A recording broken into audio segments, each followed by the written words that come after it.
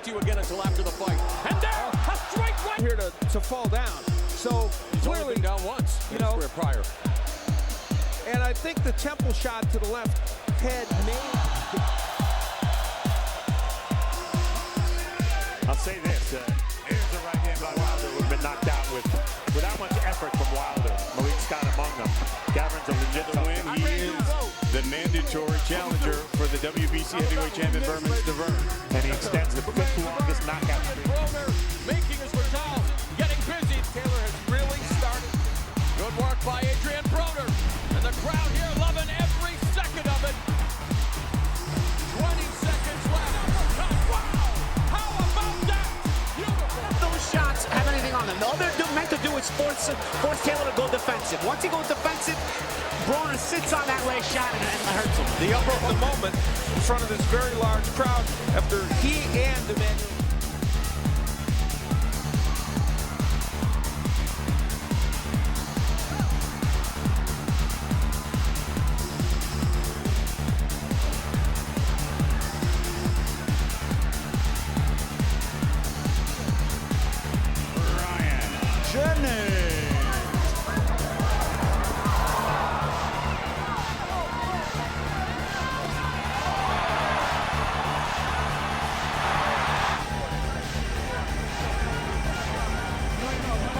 And yet again, we take a look at it when this fight would end.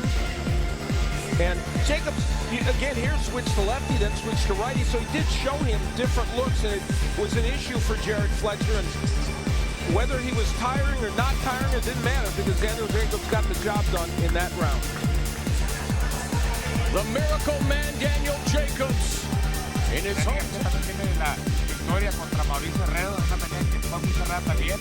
Pues vamos a ver cómo regresa de después de esa pelea contra Mauricio Herrero. Hasta el momento 28 victorias, tiene 16 knockouts, está invicto en este plano boxístico.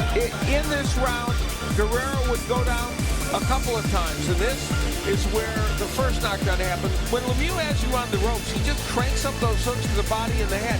Sometimes he squares himself up and can be hit, but his attack is so relentless that you just can't keep him off you.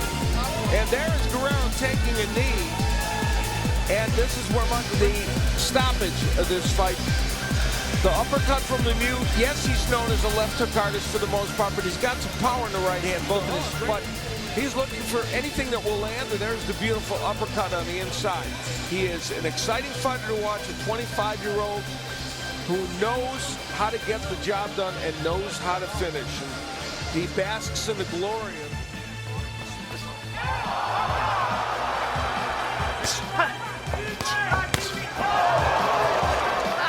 Angles, Brad, come on!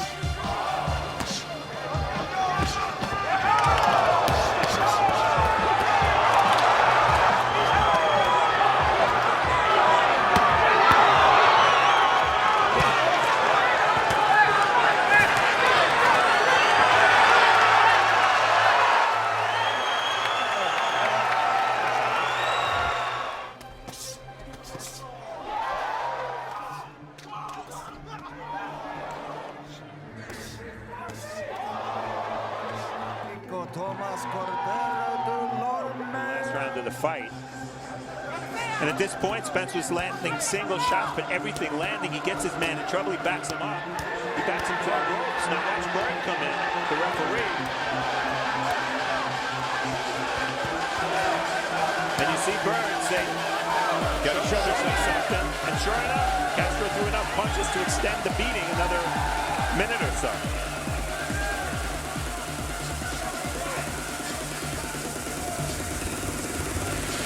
And this is the end of the fight in super slow-mo. Look at these shots.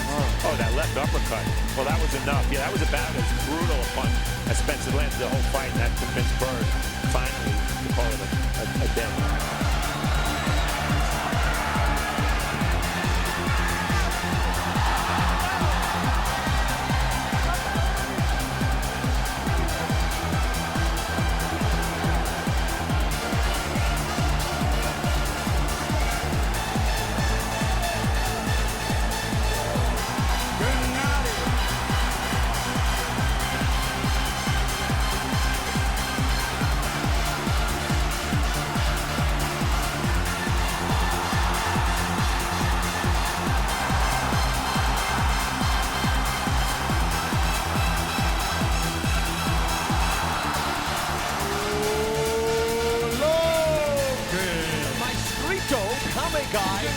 the second longest layoff of his career.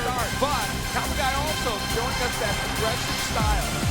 Counter right uppercut by Kamagai. They're going tit for tat here in round 2. I know they don't exactly exist anymore, but this is a phone booth fight thus far. Plenty of fistic fireworks on display here in our main event. Oh, left hook just backed up Kamagai. They are fighting like the dentist and the carpenter, tooth and nail. This is starting to have a fight of the year type of feel to it.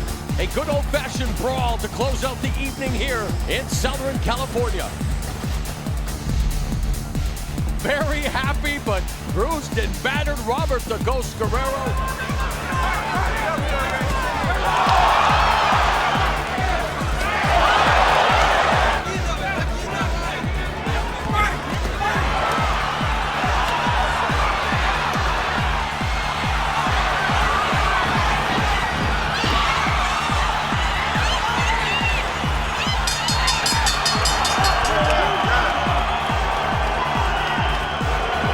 Fought great.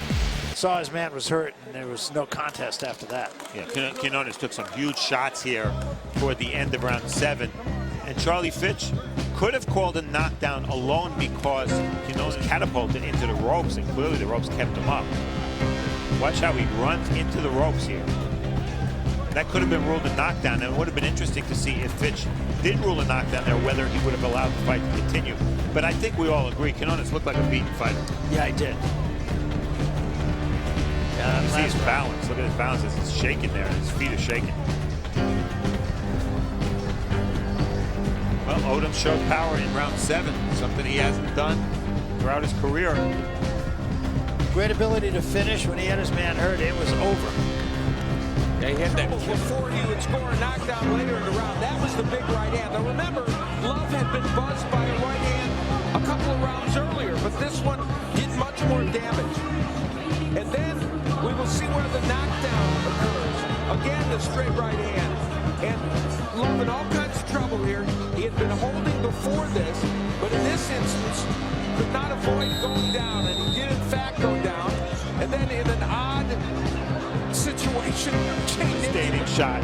There's the jab. Linares waiting for it. Iron Terry would have been better off not throwing any punches. He would have lasted a lot longer in this fight, I'll tell you. Take another look at the knockdown in extreme slow-mo.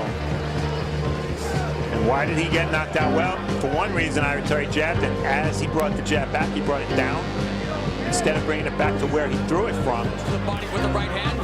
Counter left hook upstairs by Lopez, who gets tagged again with a left and a right. And now the fisted fireworks begin between Lopez and Vargas, with Lopez's back along the ropes.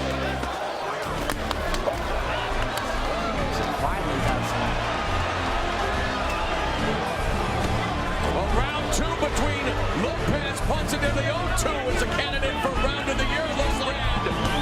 As Lopez and Vargas toe-to-toe, mano-a-mano, hitting each other with fire. Final minute of the 3rd. Straight right by Vargas. And this crowd has erupted. I don't think it's a great idea to want my trends like this guy, because he's getting the ones, the exchanges, and he's the wider puncher. Vargas seems to keep punching inside. It worked against Ponce de Leon. Ponce de Leon punching. And Lopez staggered as Vargas going in, working